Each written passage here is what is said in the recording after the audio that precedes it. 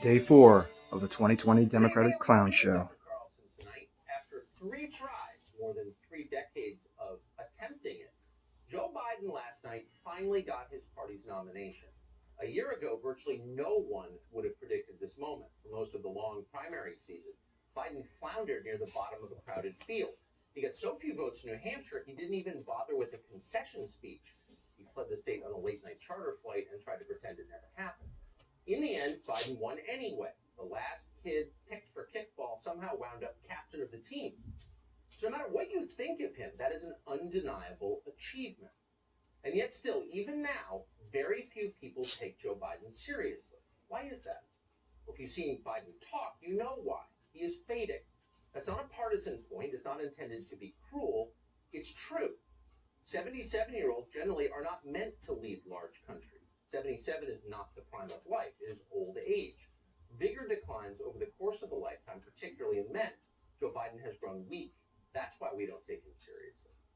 But as it turns out, there's another way to look at Joe Biden's decline. It's a perspective that hasn't occurred to most Republicans. But clearly, it's at the center of the Democrats' election strategy. Yes, Joe Biden is slowing down. For 50 years, he couldn't stop talking. Now he has trouble starting sentences. He forgets words.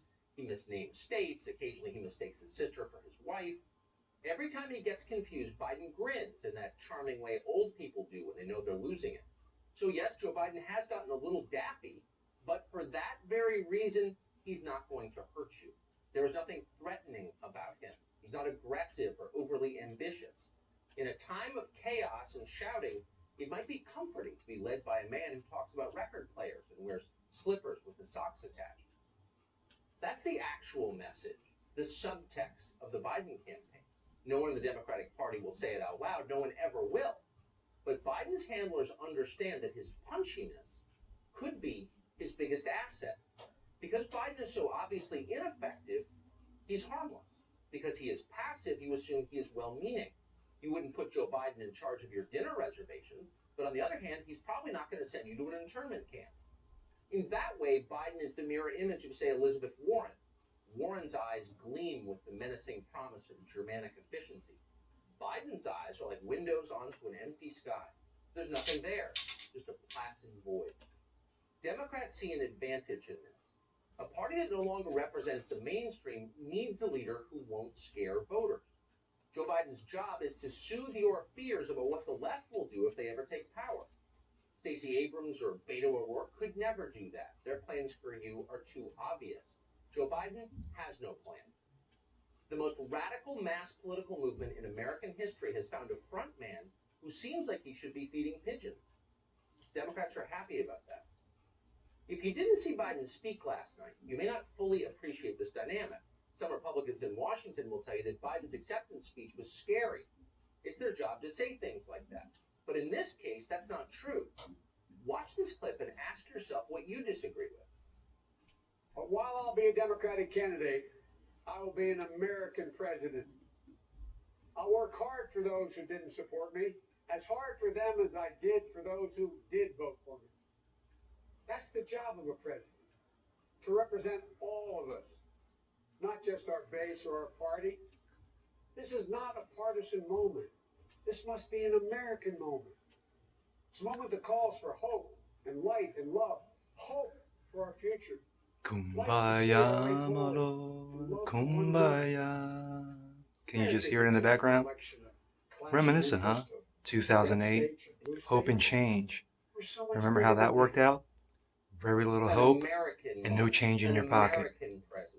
An American leader who represents everyone, regardless of party. A country that's more than just a collection of clashing interests. A future with hope and love for our fellow Americans. That's what Joe Biden promised last night. Is there anyone who doesn't want that? Well, the leaders of Joe Biden's party, for one thing. What you just heard does not represent the DNC's vision for America. It's not even close. Read their platform. Watch their speeches. We just spent all week doing it. Democratic leaders are not calling for unity. They're demanding division. They staged an entire convention that amounted to an extended tribute to the zero-sum viciousness of identity politics. This group gets this, that group deserves that. Give it to us now. A nation of 350 million people splintered into countless warring tribes, united by nothing, a apart from a common loathing of their own country. It was an orgy of anti-American grievance mongering. And from start to finish, it was relentlessly, savagely partisan, even by the standards of a partisan political convention. Watch the Reverend Freddie Haynes explains that Jesus hates Republicans too. You had the nerve to build a wall while at the same time you have in the harbor there in New York a Statue of Liberty saying, give me your tired, your huddled masses yearning to breathe free. Jesus will say, America, if you don't get your act together, you may well go to hell. America is headed to hell. America, the chickens have come home to roost. America, blank damn America, blank damn America. It's a straight red letter prediction from Jesus himself. And also, by the way, from the Reverend Jeremiah Wright of Chicago. Ding, ding, ding, winner. Jeremiah Wright was the Reverend Freddie Haynes' spiritual mentor. He and Barack Obama have that in common.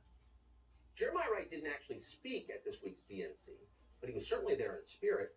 Kamala Harris channeled Jeremiah Wright in her primetime speech. Watch Harris diagnose America with a fatal case of racism. There is no vaccine for racism. We've got to do the work. For George Floyd, for Breonna Taylor, for the lives of too many others to name. We've got to do the work. George Floyd is so far back in the rearview mirror. He is so far back in the rearview mirror of what this whole thing means. Because here's the thing. George Floyd, the forgotten man, basically. All of us are free. There's no vaccine, explains Dr. Harris. Looks like the patients won't make it. Sorry. America is dying from the virus of racism, and there's nothing we can do. We've reached the limits of modern medicine. We're going to have to let this country go and start over. The message has been watered down, corrupted, and literally destroyed by those like Black Lives Matter and Antifa. It's what they want. They want this country destroyed in any means possible. Should I say, by any means possible. Attacking the country you're trying to lead is a radical move, and typically it's not a good way to win a majority. But this message wasn't aimed at the majority. In fact, they would rather you didn't hear it. That's why they trotted out Joe Biden. The job of a president is to represent all of us, Biden reassured the country last night, not just our base. Everyone's for that. And yet virtually every word at the convention, other than Biden's speech, was aimed directly at the left's base, the coalition of the miserable, that is the engine of the Democratic Party. Needless to say, the base loved it. Here's the single dumbest talking head on the single dumbest cable news channel clapping her hands in infantile glee because Democrats managed to exclude an entire racial group from this week's proceedings. She's grateful for that. She just couldn't bear to look at them anymore. It was all about representation. My little melanated, cynical heart, my immigrant melanated woman heart felt so full last night. Actually, today with I'm disgusted and embarrassed for her. Talk about someone who's an ignorant Latina. And someone who's Latino, to hear nonsensical garbage like this being spewed, it's a joke. For any Latino to take her seriously, it's total garbage. Total garbage. If you find people who look different from you that horrifying, that repulsive, then you can be certain that you are indeed a racist, a nasty one too. And that's exactly the sort of person the Democratic National Convention was aimed at. Meanwhile, outside the convention, the base stayed busy. Thousands of Biden voters worked to help the Democratic ticket in the ways they know best, by hurting people and destroying things. Whoa!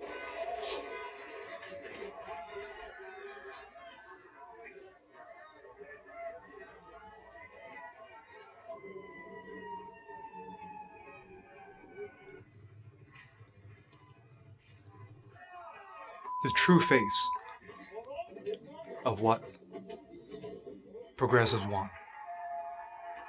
This is their face. This is who they are. These are the knuckleheads that are going to be voting for Joe Biden. Anyone who lives in an American city or can navigate a computer knew exactly Think about what's going on. But if you got your news exclusively from the Democratic message machine, you would have no idea. You'd have no clue that your country be shaped by violence in the street. There was no mention of that at all from Democratic leaders at the convention this week. Antifa wasn't allowed to send delegates. Various speakers made BLM sound like a branch of the United Way. The media did not contradict this message. They simply refused to cover the violence outside. It was like it all never happened. It's possible that Joe Biden never found out about it. Biden doesn't get outside much. He knows only what they tell him. Judging from his speech last night, Biden has come to believe that he is Mahatma Gandhi, leading a movement to restore love to the human heart. We can choose a path of becoming angrier, less hopeful, more divided, a path of shadow and suspicion, or we can choose a different path and together take this chance to heal, to reform, to unite. A path of hope and light. Oh, more Kumbaya from Uncle Joe. Sounds like a Beatles lyric from their acid phase. But actually, it's a beautiful sentiment, if we're being honest. Who doesn't want hope and light? We all do. All decent people want that. And that's why it's a winning message in a national election. Unfortunately, it's also a deeply dishonest message. Deeply Unity flawed. is not what the Democrats are promising. Unity is not what they plan to deliver. Facts. The media understand that very well. They're committed Democrats themselves. Hope and light? Please. These people cheered when they thought Roger Stone was going to die in prison for some made-up crime. They cried when he was spared. These are hardened partisans, not just the ones whose brothers are sitting governors. They know perfectly well that what Joe Biden said on stage last night was absurd. But they also know that many Americans will believe it. So they love the speech. It may have been the best speech that Joe Biden ever delivered. I think this may be the best speech Joe Biden has ever delivered. This was one of the strongest speeches of Joe Biden's career. It was, I would say that Joe didn't I would say that Joe, who is a known plagiarizer, just go back to the last 30 years, and once again, it didn't stop him from plagiarizing, kind of stealing from Barack Obama, 2008. Hope and change, hope and light. Of what this country is about. Yeah. One is about anger. Joe Biden gave you something very different tonight. He said, and I Oh, look at little Fredo. Look at little Fredo acting like he has brains. If I could jump out of the chair. Ah. I mean, this is the best night for Joe Biden. So endearing. Wow. Best night for Joe Biden ever. Jennifer Granholm might be right about that. Unfortunately, in the short term, lies often work. CNN went farther than that, by the way. They described Biden's speech as, quote, a moment when the destiny of a man and his nation converged. What does that mean for you exactly? What does it say about them? That's next.